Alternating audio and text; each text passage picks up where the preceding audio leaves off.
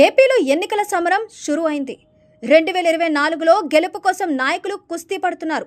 కుస్తీ కాదు, అంతకు మించి అనేలా ఉంది ప్రస్తుతం ఏపీలో రాజకీయ పార్టీల హడావిడి చూస్తుంటే. ఎవరు గెలుస్తారా అన్న పోరు హోరు సృష్టిస్తోంది. అయితే 6-100 100-6 మేమే గెలుస్తామని ఎవరికి వారు ప్రచారం చేసుకుంటున్నారు. గెలుస్తామని నాయకులు చెప్పుకుంటే సరిపోతుందా? లేదు. ప్రజలు ఓట్లు వేస్తేనే ఏ రాజకీయ నాయకుడైనా అసెంబ్లీలోకి అడుగు పెడతారు. అలా ప్రజలు ఓట్లు వేయాలంటే ఆ నాయకుడి పాలన బాగుండాలి. నాయకుల పాలన ప్రజలకు నచ్చాలి, మెచ్చే ఓటేయాలి. అలా ఓ నాయకుడు నచ్చాలి అన్నా, ప్రజలు మెచ్చేలా చెయ్యాలి అన్నా ప్రతి పార్టీకంటూ ఓ విధానం, ఓ సిద్ధాంతం ఉంది. దానికి సమయం ఆగమనమైంది.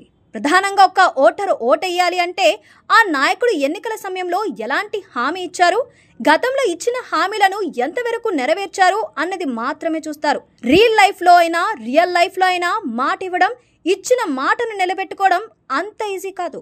కానీ ఇచ్చిన మాటను నిలబెట్టుకుంటే ప్రజలు ఆ నాయకుడిని దేవుడిలా భావిస్తారు.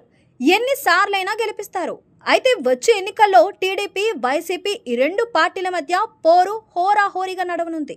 ఎవరు ఓడినా వారికి రాజకీయ భవిష్యత్తు ఉండదనే అభిప్రాయాలు వ్యక్తమవుతున్నాయి. ఇక అసలు మ్యాటర్ ఏంటంటే, పార్టీ ఎన్నికల మేనిఫెస్టో అత్యంత కీలకం. ఎందుకంటే అంత మేనిఫెస్టో మీదనే ఆధారపడి ఉంటుంది. చాలా మంది ప్రజలు మేనిఫెస్టోని బేస్ చేసుకునే నచ్చిన పార్టీలకు ఓటు వేస్తారు. అయితే ప్రస్తుతం ప్రధానంగా వినిపిస్తున్న ప్రచారం ఏంటంటే, వచ్చే ఎన్నికల్లో సీఎం జగన్ రుణమాఫీ దిశగా అడుగులు వేస్తారట. పార్టీలో ఉన్న పెద్దలు చర్చిస్తున్నారని పార్టీ వర్గాల బోగాట. దీనిపై వైసీపీ పెద్దలు చర్చలు జరిపి అనంతరం ఈ అంశాన్ని సీఎం జగన్ వద్దకు తీసుకువెళ్లనున్నారట.